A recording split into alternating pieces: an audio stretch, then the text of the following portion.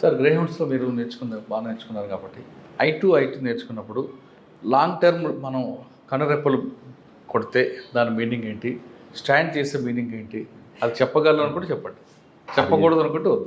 వాస్తవంగా కొన్ని సైన్స్ ఉంటాయి, మీరే అడుగుతున్నారు, కొన్ని చెప్పొచ్చు చెప్పొద్దు అనేది. అదే కొన్ని ఈ టెక్నిక్స్ రివీల్ చేయకూడదు ఉంటాయి కదా గ్రేహౌండ్స్. Yes correct. గ్రేహౌండ్స్ తర్వాత ఇక్కడికి వచ్చారు.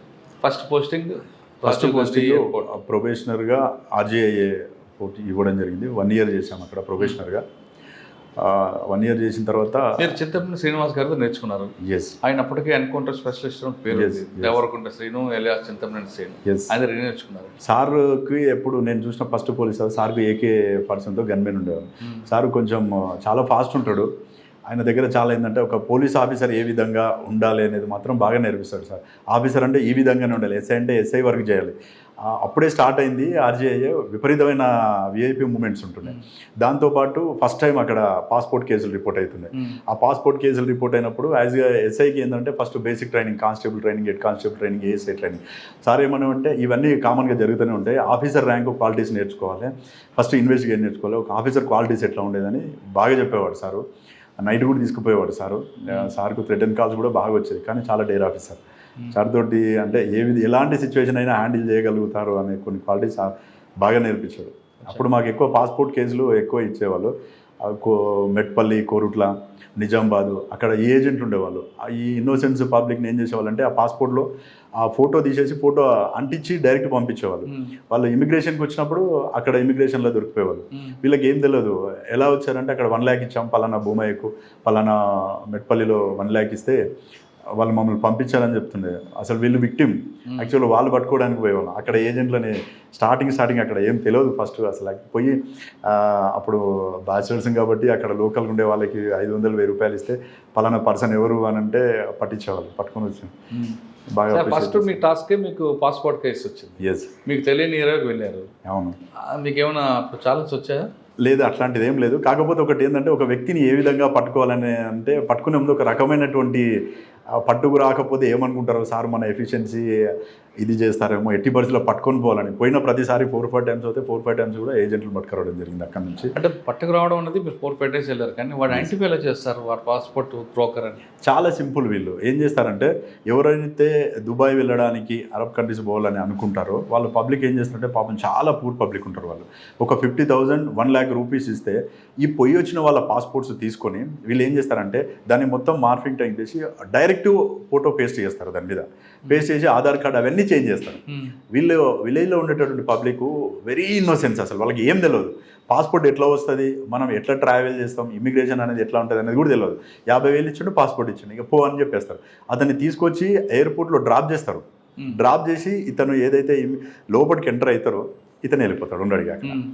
ఆ లోపలికి పోతేనే ఇమిగ్రేషన్ చెకింగ్ దగ్గర దొరికిపోతారు. అక్కడ వాళ్ళు పట్టుకొని కన్సర్న్ పోలీస్ స్టేషన్కి పిటిషన్ డ్రాఫ్ట్ చేసి మనకి ఇచ్చిన తర్వాత వీళ్ళు పట్టుకొని మొత్తం అడిగితే చెప్తారు, మేము పలానా ఊరు పలానా భూమి అనే పర్సన్ కలిసినాం, మాకు వాళ్ళు ఇచ్చిరు అని చెప్పి చెప్తారు. అప్పటి వరకు వీళ్ళకి తెలియదు.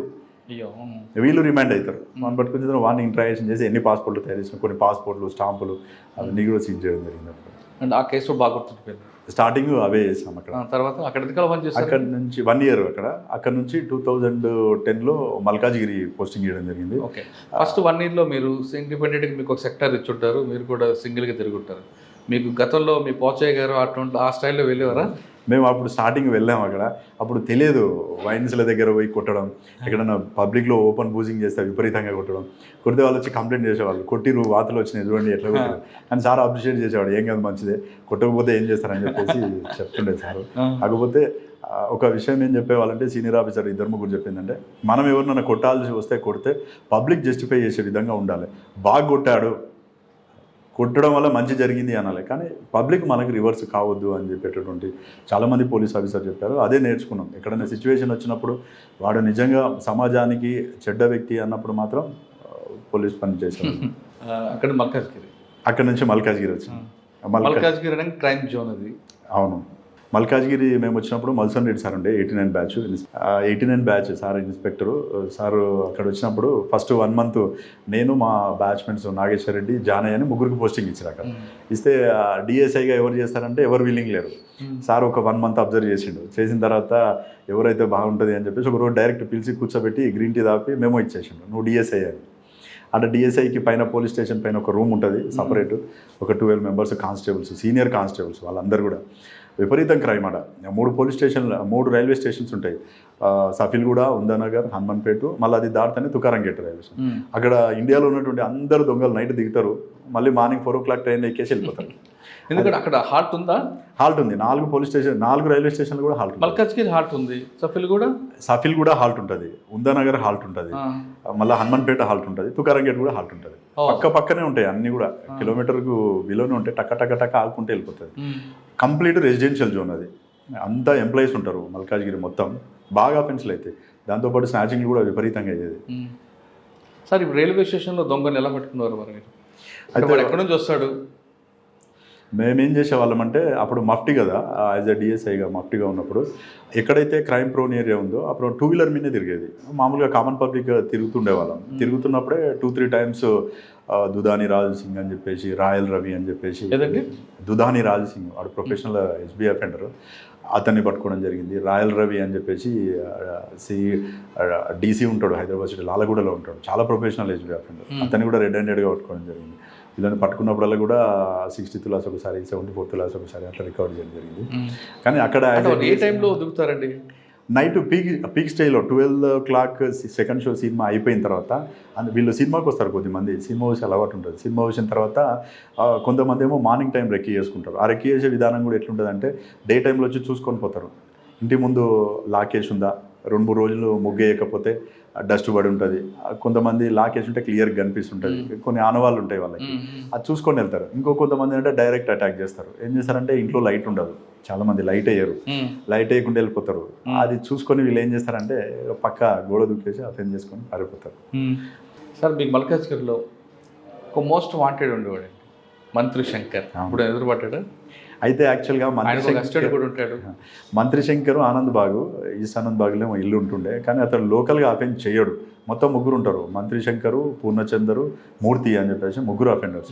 అందులో ముగ్గురు డిఫరెంట్. పూర్ణచందర్ అనేవాడు యాక్చువల్గా బ్రాహ్మణు, డీసీగా తయారు. ఆయన ఎంఎస్సీ గోల్డ్ మెడలిస్ట్. ఒక అఫెండర్కి ఏదో సాయం చేద్దామని పోయి ఫస్ట్ టైం అఫెన్స్లో ఎదుర్కొన్న తర్వాత కంటిన్యూగా రిసీవర్ తయారైపోయి తీసుకోవడం, గిరి పెట్టడం చేస్తుంటే వారి మీద కంటిన్యూ రికవరీలు చేసుకుంటూ అతని మీద కూడా ఒక డీసీ షీట్ ఓపెన్ చేశారు. ఈ మంత్రి శంకర్ ఏంటంటే బయట అఫెన్సులు చేస్తుండే. మేము చాలాసార్లు ట్రై చేసాం, ఆయనను ఎప్పుడు పట్టుకున్నా కానీ 100-200 కేసెస్ వెళ్తాయి అతని దగ్గర. 2 kg 3 kg గోల్డ్ కూడా రికవర్ అవుతుంది అన్నారు. కానీ మా ఏరియాలో అఫెన్స్ చేయకపోవడం వల్ల ఎక్కువ కాన్సన్ట్రేషన్ అతను మేము చేయలేదు. అతను మొత్తం బయట చేసేవాడు. మేమున్న టైంలో ఏంటంటే అతను ఆంధ్రాలోను తర్వాత బయట ఉన్నాడని చెప్పారు. ఇంటికి కూడా ఎప్పుడు రాలేదు. ఈ మూర్తి అని ఇంకొక అతను ఉంటుండే, ఫేమస్ పిక్ పాకెటర్. అతను బాగా పిక్ పాకెట్లు చేస్తుండే, ఎప్పుడు చూసినా బ్లేడ్స్ ఉంటుండే, ఏదైనా తేడా వస్తే కట్ చేసేవాడు అన్నట్టు, అట్లా ఉంటుండే. కాకపోతే అక్కడ ఒక గొప్ప ఎక్స్పీరియన్స్ ఏంటంటే పోస్టింగ్ తీసుకున్న తర్వాత 4th డేనే సెంచులేషన్ పట్టుకోవడం జరిగింది.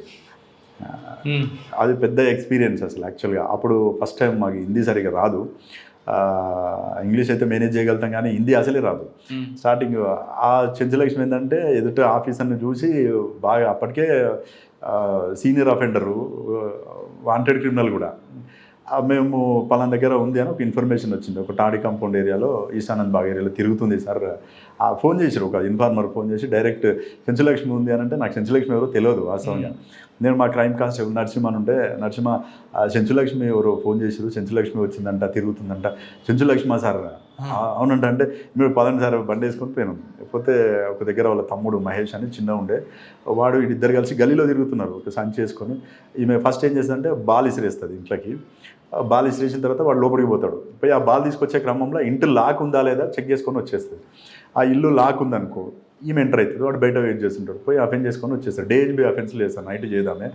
ఆమెను పట్టుకొని కూడా అప్పుడు దాదాపు 60 తులాస్ రికవర్ చేయడం. ఎవరి కోసం చేస్తుంది డబ్బులన్నీ దొంగతనం? అయితే ఆమె అప్పుడు మాకు ఇంటరాగేషన్లో చెప్పింది ఏంటంటే, ఆ తమ్ముడు మహేష్ ఎవరైతే ఉన్నారో వాళ్ళది యాక్చువల్గా చెంచు ఫ్యామిలీ. ఎక్కడో అక్కడ చెంచు, అక్కడి నుంచి వచ్చినా నాకు ఎవరు లేరు అన్నీ, కొంచెం ఇక్కడ సికింద్రాబాద్ రైల్వే స్టేషన్లో ఉంటూ తల్లిదండ్రులు లేరు, ఏం లేదు, నేను ఒక ఆర్ఫన్గా పెరుగుతున్నాను, వీడిని పెంచుకోవడం కోసం నేను చేస్తున్నాను అని చెప్తుండే.